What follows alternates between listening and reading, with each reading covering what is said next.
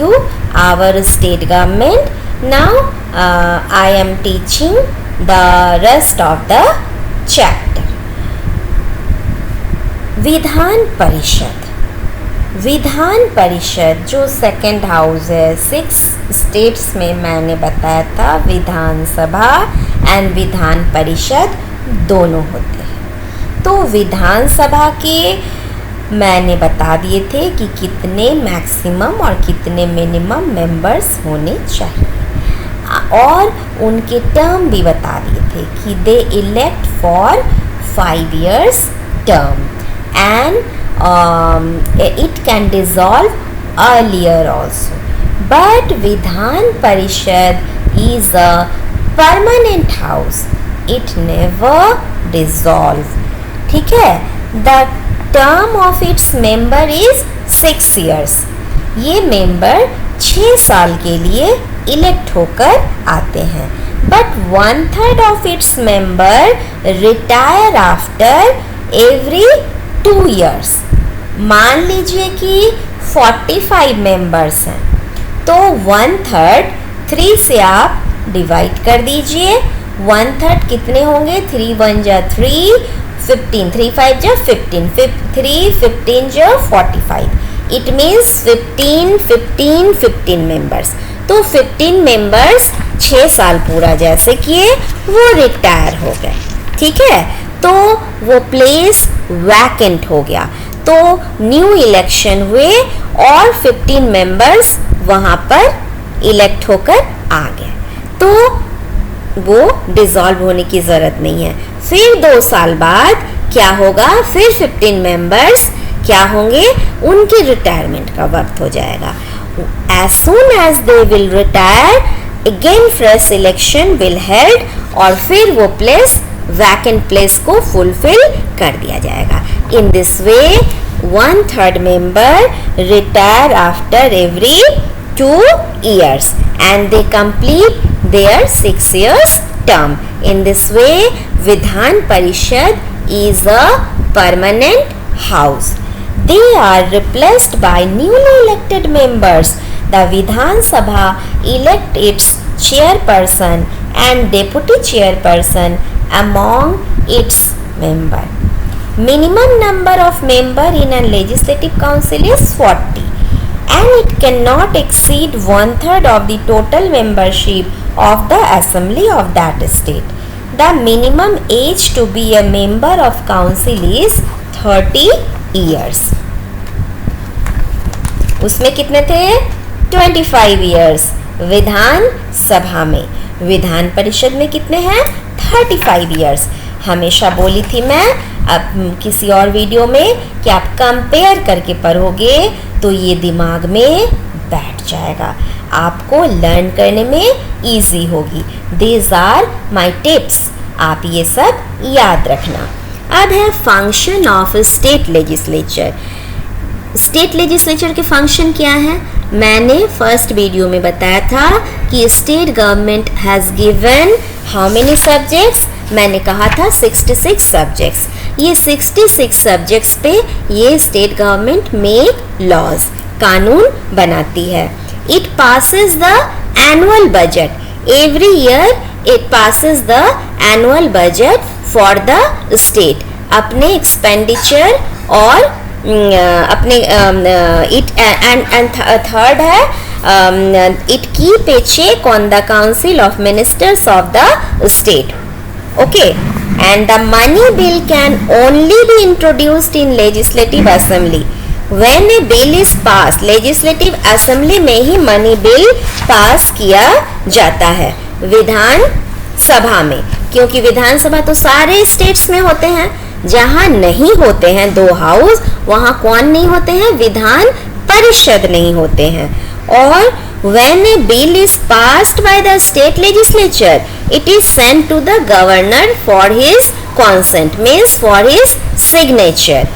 The elected क्या होता है कि एक हाउस में bill is introduced in either one of the house, either in Vidhan Sabha or in Vidhan Parishad first. After approving the bill, after passing the bill from one house, it go to the another house, and lastly it go to the governor for his signature. When governor put his signature, then bill becomes law. ये तरीका है state में कानून पास होने का, ठीक है। अच्छा, अब है गवर्नर। तो गवर्नर, जिनको कि आप राज्यपाल भी बोल सकते हो, उनका अपॉइंटमेंट कौन करते हैं? प्रेसिडेंट। वैसे भी एक बात जान रखो, प्रेसिडेंट सारे इंपॉर्टेंट लोगों को इलेक्ट करती है, ये उनके एग्जीक्यूटिव पावर होते हैं। He appoint chief minister, he appoint prime minister, he appoint governor, he appoint chief justice of Supreme Court of India, he appoint chief justice of High Court, Supreme Court of India, chief justice of High Court of India, he appoint Attorney General of India, he appoint Auditor General of India, he appoints election commission, finance commission के member, सब के appointment कौन करते हैं? President. Oath taking ceremony वही सबका दिलवाते हैं। Normally the governor does not belong to that state, और ये बात सुन लीजिए, बिहार के गवर्नर बिहार का कोई पर्सन नहीं होगा, वो किसी और स्टेट का होगा, to the state where he is appointed. The state administration is carried out in the name of the governor, whereas the real power lie in the hand of chief minister. Centre में क्या होता है? President is the nominal head and prime minister is the real head. ठीक उसी तरह state में क्या होता है? Governor is the nominal head and chief minister is the real head.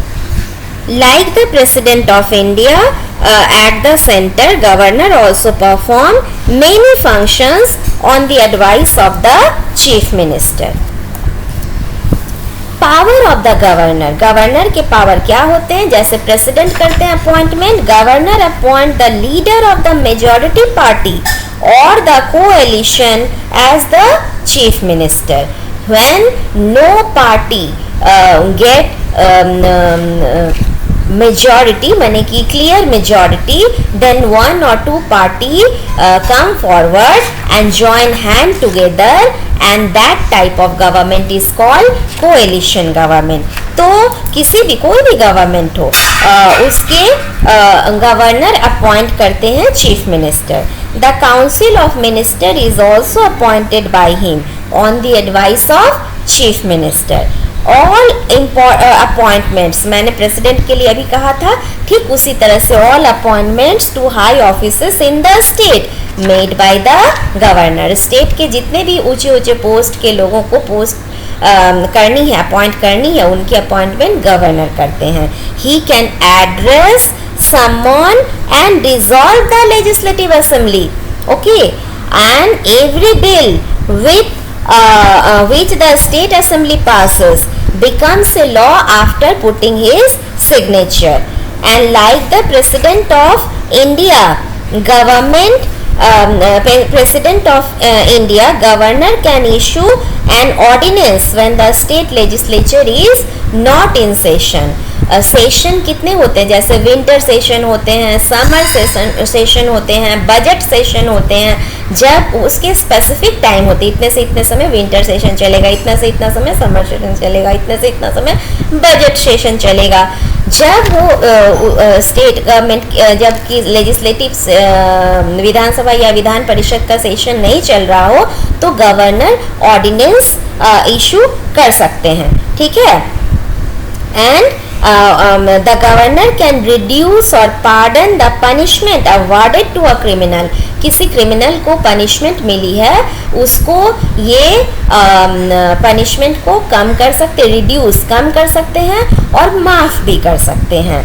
The governor has also some discretionary power which he or she can exercise on his or her own without the advice of chief minister. कुछ power ऐसे होते हैं बिना chief minister के consult करके वो उस पर एक्शन ले सकता है in council of minister. For example the recommendation of presidents rule.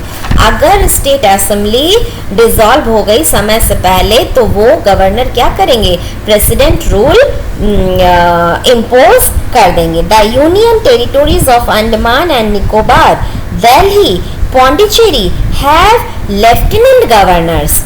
Lieutenant spelling जानते हो? एक मजेदार तरीका बताओ। झूठ, तुम, 10, चीटी। झूठ मीन्स लाई, LIE। तुम मीन्स you, 10 means TEN 10, चीटी मीन्स ANT and।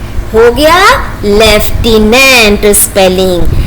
झूठ LIE, U, 10 TENT, LIE U TENANT, lieutenant. तो मैंने पढ़ाते पढ़ाते आपको एक स्पेलिंग, एक डिफिकल्ट स्पेलिंग का ट्रिक भी मैंने बताया।